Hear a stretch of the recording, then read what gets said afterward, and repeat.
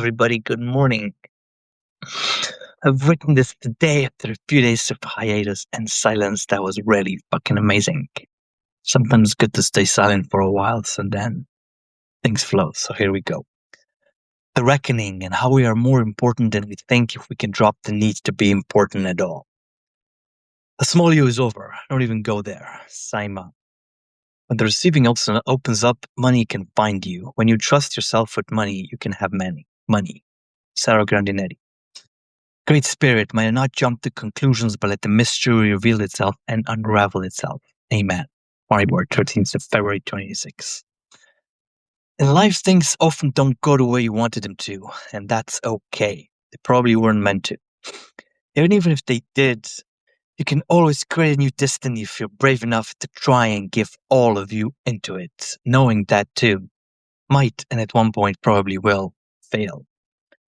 As a gentle actor, I just found so beautifully put it. It's really about finding a connection to God or transcendence or the great I am or whatever label you have or use to describe the great mystery.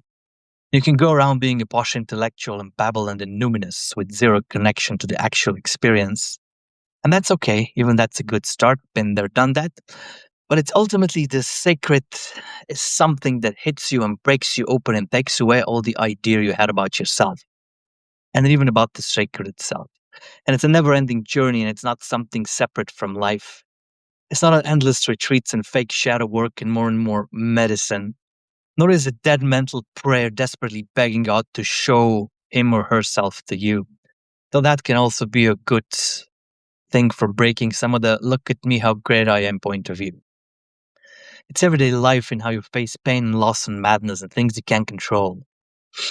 And sometimes it's bravery and sometimes it's surrender and sometimes it's, Father, why have you forsaken me? Like the trials of Elijah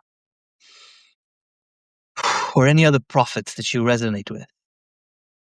And you won't be able to reconstruct your path by trying to emulate mine. It is not how it works. The path will find you and has all been written anyway. But perhaps collectively we can all learn, feel, and deal with the grief from all the darkness that's rising on all levels. As systems break and all that is rotten comes to the surface to be surgically removed.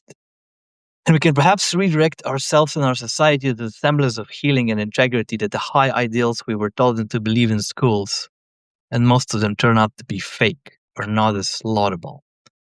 But the very people we trusted will take care of us, or at least it's time for us to force ourselves to look away. We have forced ourselves to look away at the obvious discrepancies. Yes, you do have to clear out your and mine backyard first. And on some level, all is like a reflection of you. And we have a common back and front yard we call society. And if that breaks down, life might become nasty, brutish, and short. And that would be a regression to a place you don't really want to inhabit. Mad Max Apocalypse is a fun movie to watch, but you and I would not last a day in the desert. And it's not like that mostly, really, except when it is for those people in Gaza and Sudan and other places where genocide is institutionalized. And the world looks away. The empire is trying out new AI gimmicks and weapons of mass destruction. For the rest of us in the so-called free world, it is weapons of mass distraction, and that is where the battle is fought, for and within your mind. So guard your mind and guard your loins and make sure the connection to what lies beyond and above all the manipulation and deceit, stay strong and clear and pure, life or death notwithstanding, and live the life you were given to and find the way to slowly breathe. And run and fly and find the wisdom, the courage, and the daring to look danger in the eye, as you know that the debates about life and death are pointless. What matters is how you face this moment, and how you tear out the arrows and slings of outrageous fortune, not raging at the shooter, but first doing what's needed. Ensure you survive. Ensure you thrive. And find and seek ways to turn your enemy into a friend or at least come to a sense of neutrality. For as cliche as this sounds, you and I and all of us are our own greatest enemy. And I know that more than anyone else. And until we deal with this realization, we will not even try it or even be ready to fight the good fight when it cannot and must not be avoided. Call up to the heavens and go inside and kiss the ground in 1,000 ways.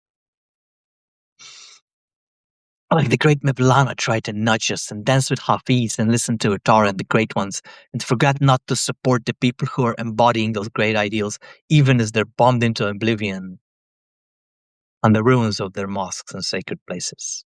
And use what you have, for you are doing what you can, and never underestimate the power of the idea whose time has come. Revolution starts when it can no longer be prevented, and your own starts here and now. So what's going to be? Fear or love? It's not much choice. Choose wisely, and discern all the colors of the rainbow, like the arches, like the archer, staying fully present as he arches the bow. May the gods you worship give you strength to persevere. May the Almighty Creator, who has dominion over all beings in all worlds, be gracious unto you and unto me and unto all of us who so often miss the mark. Love you all. Thanks for watching. Wow, with 50 people. Never seen that before. Hope you loved like this. Love you all and feel free to comment how this feels like. Bye bye.